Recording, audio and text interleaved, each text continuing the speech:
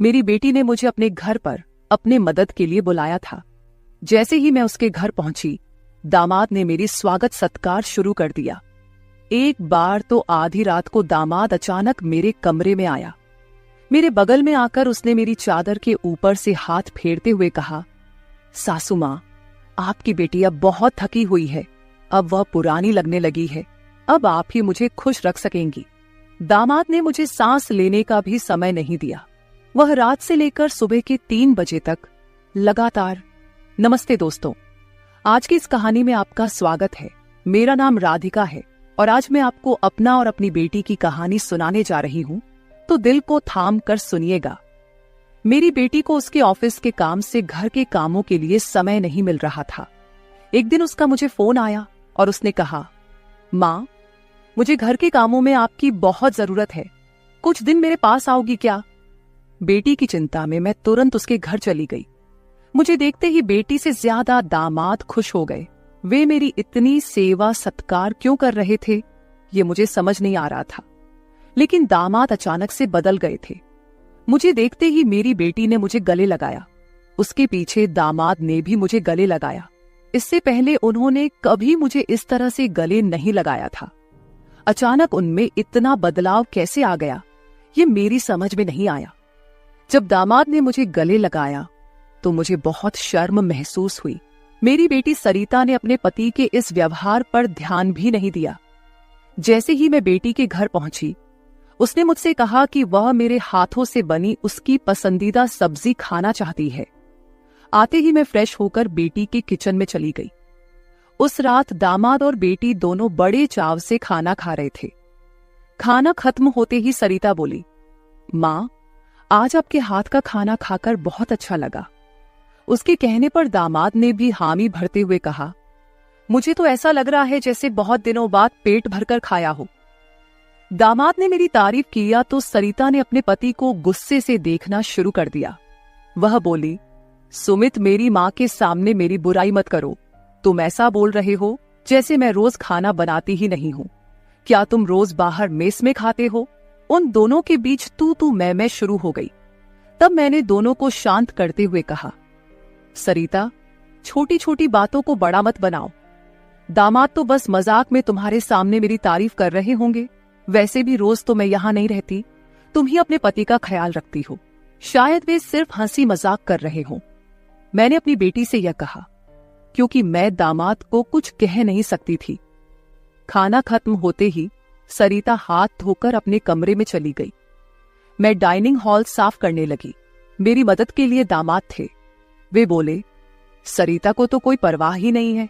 माँ, इतने दिनों बाद आप घर आईं, फिर भी वह पहले ही दिन से आपके ऊपर सारा काम छोड़कर मोबाइल लेकर कमरे में चली गई।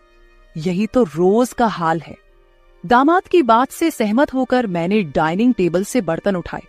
तभी दामाद भी मेरी मदद के लिए किचन में आ गए। किचन से जाते वक्त दामाद ने अचानक मेरे हाथ पकड़ लिए। फिर दामाद जी बोले, सासू माँ, सच में आपके हाथों में जादू है। आपके हाथ का खाना खाकर मन बहुत प्रसन्न हो गया।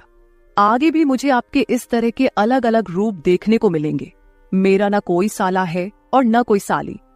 मेरे ससुराल में तो आप ही एक हैं। अब चाहे साला, साली और बहनोई की हंसी मजाक हो या सासू माँ की देखभाल, ये सभी रिश्ते आपको ही निभाने हैं। अब मैं आपको यहां से जल्दी जाने नहीं दूंगा। मुझे दामाद का प्यार समझ में आया, लेकिन इसके पीछे उनका क्या मकसद था, इस पर मैंने ज्यादा गहराई से सोचा नहीं था। इसी तरह कुछ दिन और बीत गए। मुझे बेटी के घर आए कुछ ही दिन हुए थे। तभी मैंने महसूस किया कि उन दोनों पति पत्नी के बीच कुछ ठीक नहीं था। लगातार 3 दिन से मुझे रात को उनकी बड़बड़ाहट और दामाद की आवाज उनके कमरे से सुनाई दे रही थी। वह बात प्रेम की तो बिल्कुल नहीं थी। उन दोनों के बीच कुछ गड़बड़ थी, ये मुझे साफ महसूस हो रहा था, क्योंकि जब से मैं वहां आई थी मैंने उन्हें कभी साथ में हंसते खेलते नहीं देखा था। एक दिन शाम को सरिता ऑफिस से जल्दी घर आ गई। उसे घर पर देख मैं 2 कप कॉफी लेकर उसके कमरे में चली गई। मुझे उससे थोड़ी बात करनी थी। कॉफी का बहाना लेकर मैं उसके कमरे में गई। मैंने उसके हाथ में कॉफी का कप दिया, लेकिन वह मुझसे बात करने के बजाय मोबाइल में व्यस्त थी। तब मैंने उसका मोबाइल खींचते हुए बोली, सरिता, क्या मुझे यहाँ बुलाने का मकसद यही है कि मैं तुझे मोबाइल खेलते हुए देखूं? मैं आई हूं और तू मुझसे 2 मिनट भी बैठकर बात नहीं कर रही। अरे 2 शब्द मां से तो बोल, और अगर तुझे बात नहीं करनी तो मुझे तुझसे बात करनी है। जैसे ही मैंने उसका मोबाइल छीन लिया, उसका ध्यान मेरी ओर हो गया। वह बोली, बोलो मां, तुम्हें मुझसे क्या इतना जरूरी बात करनी है? तब मैंने उससे कहा, सरिता, तू खुद को इतनी कूल दिखाती है, क्या सच में तू वैसी ही है? क्या सच में तुम्हारे घर का माहौल इतना कूल है? मेरी बातों पर सरिता के चेहरे पर एक सवालिया निशान उभर आया। वह बोली, मां, तुम क्या बोल रही हो? मुझे तो कुछ समझ में नहीं आ रहा। जो बोलना है सीधे बोलो। अब तुम टीचर नहीं हो और ना मैं तुम्हारी स्टूडेंट, जो तुम मुझसे इतने सख्ती से बात कर रही हो। सरिता के कंधे पर हाथ रखकर मैंने उससे कहा, अरे पिछले 3 दिनों से रात को मुझे तुम्हारे कमरे से तुम दोनों की बड़बड़ाहट सुनाई दे रही है। क्या तुम दोनों के बीच सब कुछ ठीक है? अभी तुम्हें बच्चा भी होना है। अभी से ही तुम्हारे बीच अनबन शुरू हो गई है। अभी तो तुम्हें साथ में पूरा जीवन बिताना है। ये सही तरीका नहीं है। मेरी बातों का जवाब देते हुए सरिता बोली, मां, मुझसे कहने के बजाय समीर से कहो, क्योंकि हमेशा वही झगड़ा शुरू करता है। उस दिन भी देखा ना, कैसे वह खाने की टेबल पर मुझे कुछ भी बोल रहा था। फिर वह बोली, मां, अब तुम ही बताओ, मैं ऑफिस में भी थक जाती हूं। ऊपर से घंटों ट्रैफिक में फंसकर घर आना पड़ता है। अब 3 दिन से तुम घर आई हो तो मुझे थोड़ी राहत मिली है, नहीं तो रोटियां बेलते वक्त भी मेरी आंख लग जाती थी। अब इतनी थकान के बाद भी मैं समीर को कैसे समय दूं? समीर तो कुछ समझने को तैयार ही नहीं है। और वैसे भी तुम्हें यहां बुलाने का आइडिया उसी का था। वह कह रहा था कि सासू मां के आने से तुम्हें भी थोड़ा आराम मिलेगा। तुम यहां आई हो तो उसकी खाने की शिकायतें भी थोड़ी कम हो गई हैं। नहीं तो हर बात में ये ऐसा और वो वैसा ही चलता रहता था। तुम्हें बुलाने से पहले वह कह रहा था कि जब मेरी सासू मां आएंगी तो मैं उनसे सारी ख्वाहिशें पूरी करवाऊंगा। अब तुम्हारे दामाद को तुमसे क्या ख्वाहिशें पूरी करवानी है, ये तुम ही देख लो। उसकी शिकायतों से तो मुझे थोड़ी राहत मिल गई है। सरिता की बातें सुनकर मुझे लगा कि सच में उसे काम से समय नहीं मिल पाता होगा, इसलिए समीर को खाने पीने की परेशानी हो रही होगी, और शायद इसलिए उन्होंने मुझे कुछ दिनों के लिए बुला लिया होगा। लेकिन दामाद को मुझसे और भी ख्वाहिशें पूरी करवानी थीं, इसका मुझे कोई अंदाजा नहीं था। सरिता की बातें सुनकर मुझे लगा कि उनके बीच सामान्य झगड़े हैं जो वे खुद सुलझा लेंगे। इसीलिए आगे मैंने सरिता को और नहीं समझाया। जैसे ही मैं उसके कमरे से बाहर निकली, मुझे दामाद की गाड़ी का आवाज सुनाई दिया। उस दिन समीर भी जल्दी घर आ गए थे। उन्हें घर में देखकर मैंने कहा, आज आप जल्दी आ गए, चलो अच्छा हुआ। आज तुम दोनों बाहर जाकर डिनर कर लो, घर में संभाल लूंगी। उन्हें थोड़ा बाहर घूमने फिरने का मौका मिलेगा, इसलिए मैंने उन्हें डिनर के लिए बाहर जाने को कहा। लेकिन दामाद ने कहा, सासू मां, होटल जाने की जरूरत नहीं है। आज मेरे बॉस का 50वां जन्मदिन है। बॉस ने जन्मदिन के मौके पर एक 5 स्टार होटल में पार्टी रखी है और हमें खास तौर पर उस पार्टी में बुलाया गया है। समीर की बात सुनकर मैंने कहा, अरे वाह, तो फिर तुम दोनों जल्दी से अच्छे से तैयार हो जाओ और साथ में पार्टी में जाओ। तब दामाद जी बोले, सासू मां, हम दोनों अकेले नहीं जाएंगे। बॉस ने पूरे परिवार को बुलाया है और आप भी हमारे परिवार हैं, इसलिए आप भी हमारे साथ चलो। तब सरिता भी मुझसे जिद करने लगी। उसने कहा, मां, घर पर तुम अकेले बैठी क्या करोगी? तुम भी हमारे साथ चलो, तुम्हें भी अच्छा लगेगा। एक तो जब से तुम यहाँ आई हो, मैं तुम्हें कहीं बाहर घुमाने भी नहीं ले जा पाई। मैं छुट्टी लूंगी तो लूंगी, पर अभी तो तुम हमारे साथ बाहर चलो, कम से कम तुम्हारा भी मन थोड़ा हल्का हो जाएगा। उन दोनों का इतना जोर बढ़ गया कि मुझे भी उनके साथ जाने के लिए तैयार होना पड़ा। मैं हमेशा कहीं भी जाती थी तो अपने साथ 1-2 पार्टी वियर कपड़े रखती थी। इस बार भी मैंने पिंक रंग की नेट वाली साड़ी साथ रखी थी। मैंने वही साड़ी पहनकर अच्छे से तैयार होकर कमरे से बाहर आई। जैसे ही मैं बाहर आई, दामाद मुझे लगातार देखने लगे। वो मुझे ऊपर से नीचे तक नजर फेरने लगे। उन्होंने कहा, आज आपको सासू माँ कहने में मुझे शर्म आ रही है, क्योंकि आप किसी भी तरह से उम्रदराज नहीं लग रही हैं। आज तो आप किसी हीरोइन से कम नहीं लग रही हैं। दामाद की बातों पर मुस्कुराते हुए मैं बाहर गाड़ी के पास चली गई। कुछ देर बाद घर को लॉक करके बेटी और दामाद भी बाहर आ गए। दामाद मेरी तारीफ कर रहे थे, लेकिन सरिता का ध्यान उस पर नहीं था। लेकिन जैसे ही पार्टी में गए और दामाद के बॉस हमारे पास आए, उन्होंने मुझे देखकर समीर से कहा, समीर, तुम्हारी साली तो बहुत ही सुंदर है। इस पर समीर कुछ बोलते उससे पहले ही सरिता बोली, बॉस, ये समीर की साली नहीं है, ये तो माँ है, ये समीर की सास है। हमारे रिश्ते को सुनकर बॉस चौंक गए। उन्होंने कहा, आपकी खूबसूरती और जवानी को देखकर ऐसा बिल्कुल नहीं लगा कि आप सासू माँ हो सकती हैं। बॉस ने अपनी गलती स्वीकारते हुए मुझसे माफी मांगी और वहां से चले गए। बॉस के जाते ही दामाद मेरी तारीफ करने लगे। उन्होंने कहा, सच में सासू माँ, आज तो आप सरिता से भी ज्यादा खूबसूरत लग रही हैं। सच में पत्नी तो ऐसी होनी चाहिए। ऐसा कहकर दामाद ने मेरे हाथ पर ताली मारी और हंसने लगे। लेकिन उनकी इस मजाक पर सरिता गुस्से से मेरी ओर देखने लगी। अब मुझे धीरे धीरे दामाद की नजरों का एहसास होने लगा था। कुछ देर बाद हम घर जाने के लिए निकल पड़े। घर पहुंचते ही सरिता और मैं एक साथ गाड़ी से उतरे। गाड़ी से उतरते ही सरिता ने मुझसे कहा, माँ, आज के बाद तुम्हें इतना सजने संवरने की कोई जरूरत नहीं है। थोड़ा अपनी उम्र के हिसाब से रहना सीखो। गुस्से में तीखे शब्द बोलते हुए सरिता पैर पटकती हुई घर के अंदर चली गई। मुझे उसका गुस्सा कुछ समझ नहीं आया। असल में मुझे तो किसी भी बात पर गुस्सा आने का सवाल ही नहीं था। फिर भी सरिता मुझसे नाराज होकर पैर पटकते हुए घर के अंदर चली गई थी। नादान लड़की सोचकर मैंने उसकी बातों को नजरअंदाज किया और घर में जाकर अपने कमरे में चली गई। कुछ देर बाद फ्रेश होकर मैंने रात में सोने के लिए नाइट गाउन पहन लिया। रोज की तरह सोने से पहले मैंने अपने हाथ पैरों पर बॉडी लोशन लगाया। तभी अचानक दरवाजे पर दस्तक हुई। दरवाजे पर दामाद थे। हमारी नजरें मिलते ही दामाद ने कहा, सासू माँ, अंदर आ सकता हूं। ये घर उनका ही था, फिर भी वो कमरे में आने के लिए मुझसे अनुमति ले रहे थे। मैंने कहा, ये घर तो आपका ही है, मेरी अनुमति लेने की क्या जरूरत, आप यहां कभी भी आ जा सकते हो। फिर हंसते हुए दामाद कमरे के अंदर आ गए। उन्होंने मेरी ओर देखकर कहा, सासू माँ, सच में आज आप बहुत सुंदर लग रही थी। वैसे तो मैं आपको कभी यह कॉम्प्लीमेंट देना चाहता था कि आप आज भी जवान और खूबसूरत दिखती हैं। कभी कभी सच में आपको सासू माँ कहने में मुझे शर्म महसूस होती है। कभी कभी तो आपको नाम से बुलाने की इच्छा होती है। सच में आप सरिता की बहन जैसी लगती हैं। बाहर कुछ समय पहले सरिता ने जो गुस्से में आपको कहा, वह सब मैंने सुना।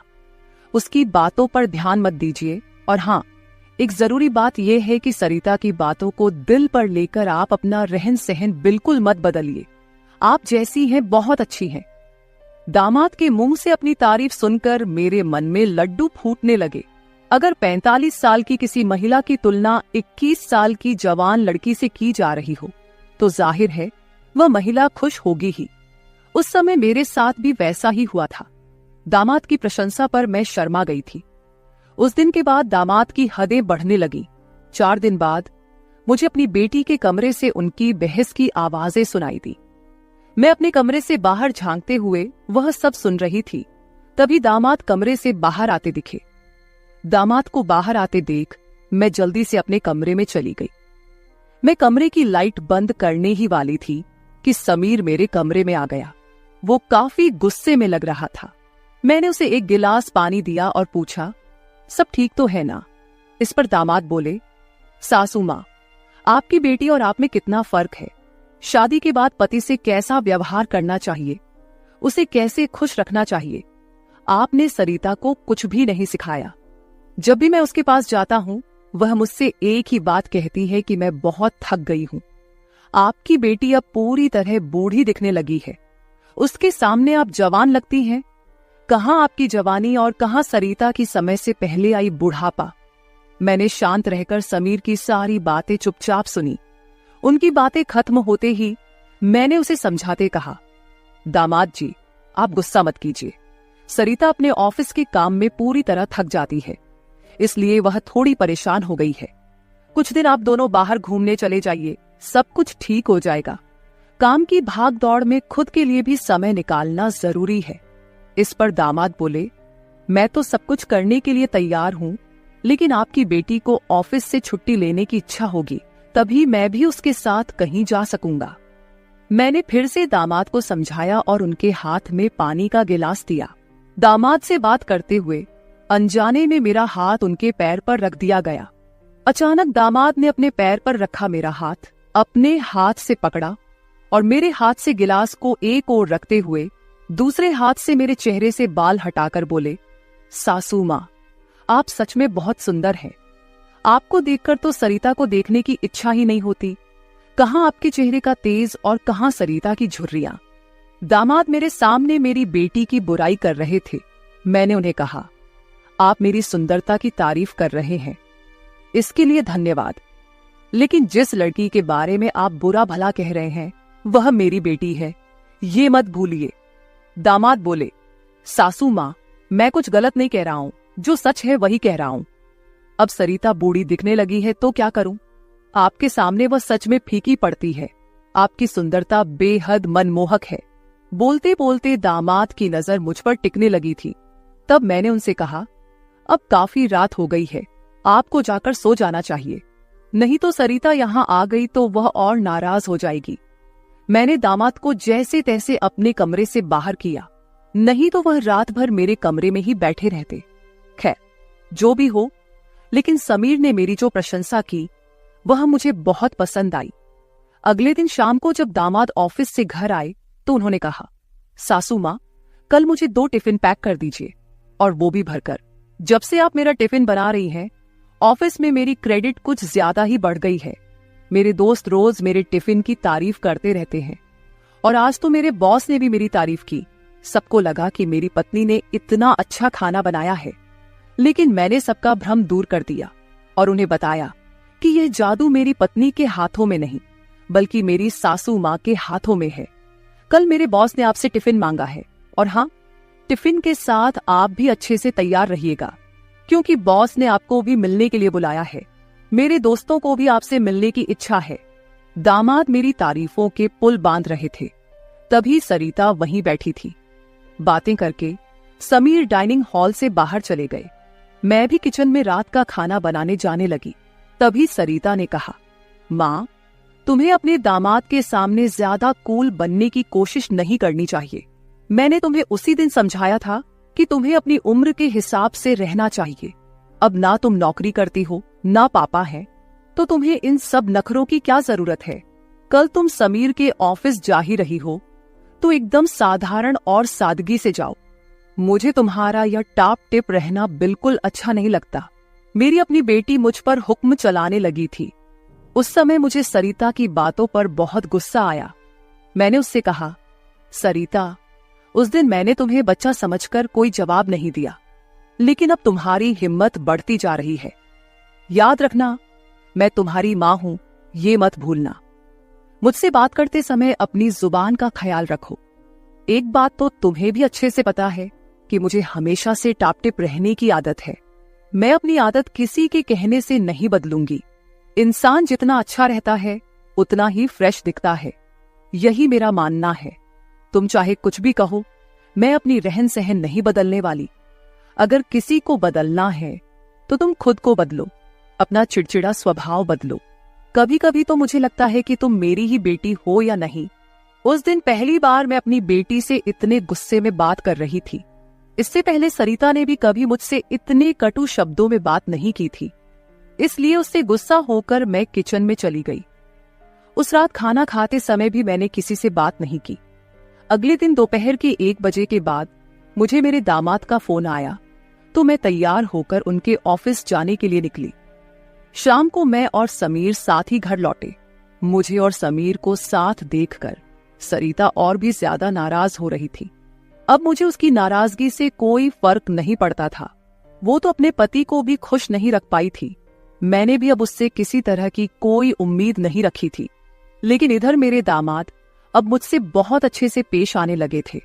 हर 2-3 दिन में वो मुझसे कहते कि उनके ऑफिस में उनके दोस्तों ने या कभी उनके बॉस ने मुझसे मिलने के लिए बुलाया है। उस दिन भी सुबह नाश्ता करते समय दामाद ने मुझसे कहा, सासू माँ, घर के सारे काम जल्दी निपटा लीजिए क्योंकि आज भी आपको ऑफिस जाना है। मैंने उनकी बात पर सहमति जताई। जैसे ही समीर ऑफिस के लिए निकले, सरिता ने मुझे घेर लिया। उसने कहा, माँ, मैं कुछ दिनों से देख रही हूँ, रोज तुम अपने दामाद के ऑफिस जा रही हो, शाम को उनके साथ हंसती खेलती घर लौटती हो। अब भी तुम दोनों में सास दामाद का रिश्ता बरकरार है या फिर सीमाएं पार हो गई हैं? उस समय सरिता कुछ ज्यादा ही बोल गई थी। मैंने उस पर जोर से चिल्लाई, फिर भी उसे कोई फर्क नहीं पड़ा। उसने कहा, मुझ पर चिल्लाने की बजाय एक बार यह सोचो कि तुम्हारा और तुम्हारे दामाद का रिश्ता किस मोड़ पर जा रहा है। अगर मेरी बात समझ में नहीं आई तो तुम यहां से जा सकती हो। उसकी बातें सुनकर मेरी आंखों से आंसू बहने लगे। मेरे आंसुओं की परवाह किए बिना सरिता ऑफिस चली गई। उसके बाद 5 घंटे बीत गए, लेकिन मैं अपने कमरे में बैठी आंसू बहाती रही। समीर के लगातार फोन आ रहे थे, लेकिन मैंने फोन उठाने से इनकार कर दिया। 5 घंटे बाद मैंने खुद को संभाला और अपना बैग पैक करने लगी। जैसे ही मैं सरिता के घर से निकलने लगी, दरवाजा खोलते ही मैंने देखा कि बाहर मेरा दामाद गाड़ी पार्क कर रहा था। मुझे अचानक जाता देख उन्होंने मेरा हाथ पकड़ा और सीधे घर के अंदर ले आए। कमरे में पहुंचते ही समीर ने मेरा बैग खाली कर दिया। वह बोले, सासू मां, ये क्या हो रहा है? आप बिना कुछ कहे यहां से क्यों जा रही हैं? मैंने उन्हें सरिता की बात कुछ नहीं बताई। मैंने कहा, मेरे कारण शायद आपके रिश्ते में दूरियां आ रही हैं। अब मुझे भी यहां आए काफी दिन हो गए हैं। मैं अपनी बेटी का घर नहीं तोड़ना चाहती। आप अपने जीवन में खुश रहिए, अब मुझे यहां से जाना चाहिए। मैं फिर से अपना बैग पैक करने लगी। तभी दामाद ने मुझे अपनी ओर घुमाए। फिर मेरे कंधे पर हाथ रखकर उन्होंने कहा, सासू मां, जरूर सरिता ने आपको कुछ बुरा भला कहा होगा। मैंने आपको पहले ही समझाया था कि उसकी बातों पर ध्यान न दे। वह मूर्ख है, उसे खुद को संभालना नहीं आता। मुझे तो लगता कि आपकी बेटी आपसे जलने लगी है। जो लोग जलते हैं वे दुआ नहीं देते, इसलिए आपको भी बेफिक्र होकर ठाठ से रहना चाहिए। समीर मुझे हंसाने की कोशिश करने लगे। मेरी आंखों में आंसू देखकर उन्होंने मेरे आंसू पोंछे और कहा, किसी की बातों से इतना हताश मत होइए, मैं आपके साथ हूं। उनके बोलने में एक अलग ही प्यार था। उस दिन के बाद से रोज रात को जब सरिता सो जाती, समीर मेरे कमरे में आने लगे। अब उनका मेरे कमरे में आना मुझे खटकता भी नहीं था, क्योंकि हमारा रिश्ता एक अलग ही मोड़ पर जाने लगा था। अब समीर मेरे सिर्फ दामाद नहीं रहे। 4-5 दिन से समीर मेरे कमरे में आ रहे थे। कुछ दिन बाद अचानक मेरे मन में ख्याल आया कि अगर सरिता को यह सब पता चल गया तो, इसलिए मैं समीर के सामने यह सवाल रखी। मैंने कहा, समीर, तुम रोज रात को सरिता की नजरों से छुपकर मेरे कमरे में आते हो, लेकिन क्या तुम पक्का करते हो कि वह गहरी नींद में होती है? अगर तुम्हारी लापरवाही के कारण सरिता अचानक मेरे कमरे में आ गई और उसने यह सब देख लिया तो क्या होगा?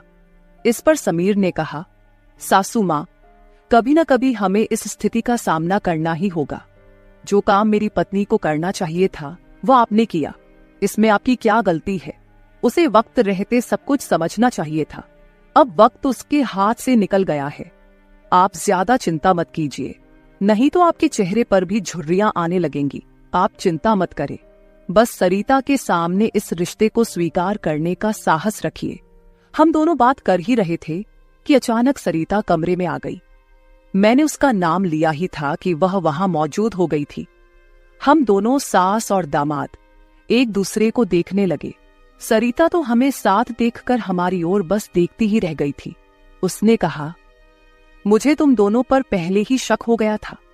समीर, तुम्हें क्या लगा कि तुम रोज रात को मुझे चकमा देकर जाते हो और मुझे इसका बिल्कुल पता नहीं चलता?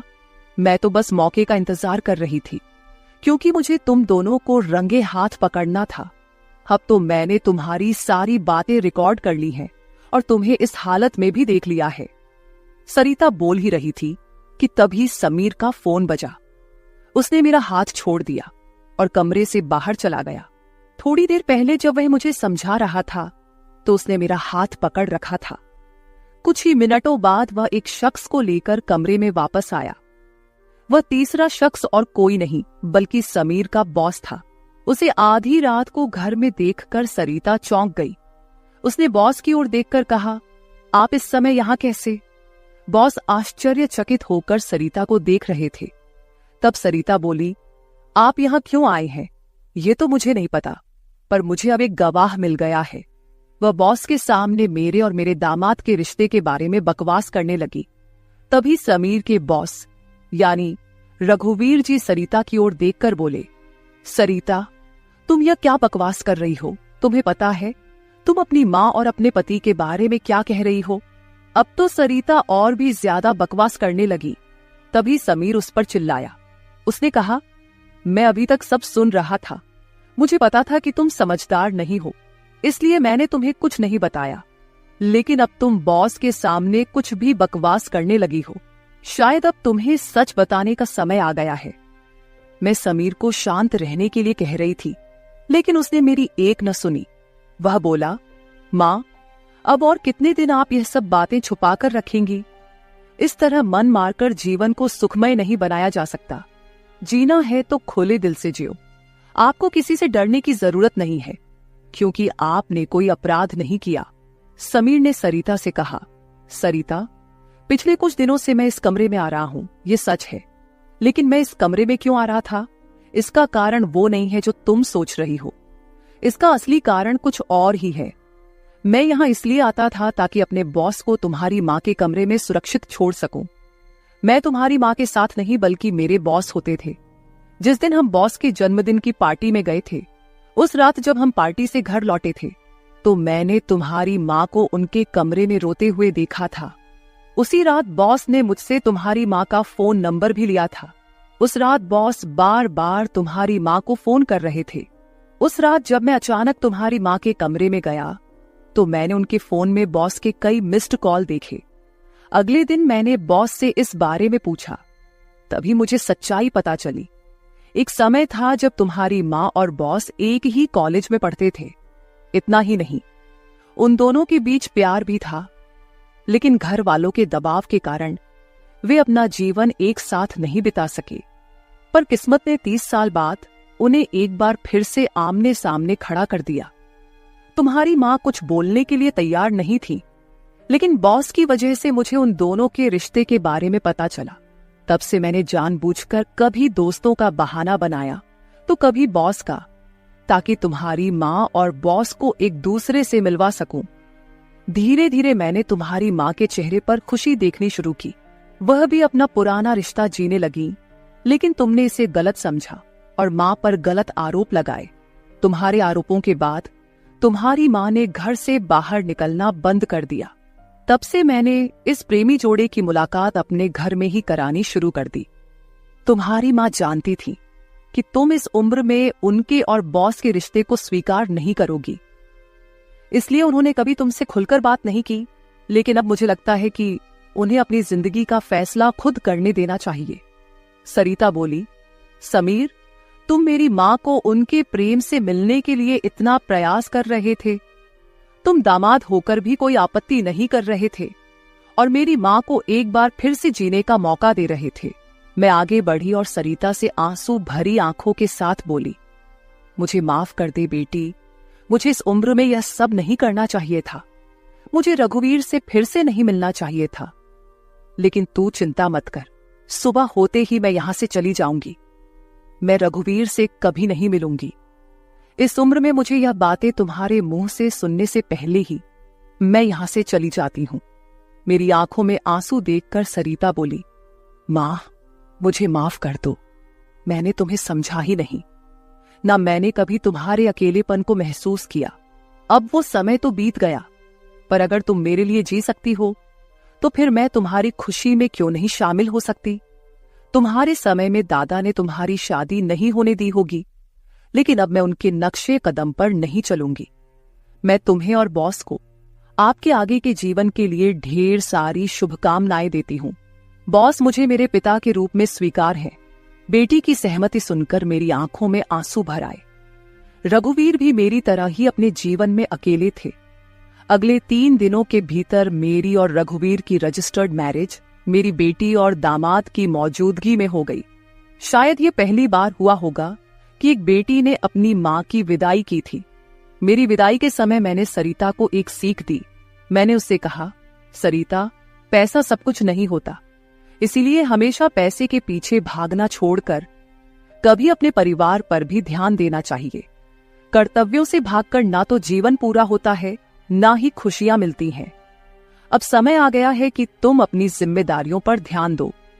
सरिता ने मुझसे वादा किया कि आगे से वो अपने घर की जिम्मेदारियों को निभाने में पीछे नहीं हटेगी।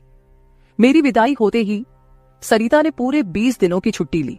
शादी के 2 साल बाद मेरी बेटी और दामाद एक बार फिर हनीमून पर गए। तो दोस्तों, शादी और प्यार की कोई उम्र नहीं होती। जहां दिल मिलते हैं वहीं रिश्ते भी अपने आप बन जाते हैं। बस जरूरत होती है एक दूसरे को समझने की।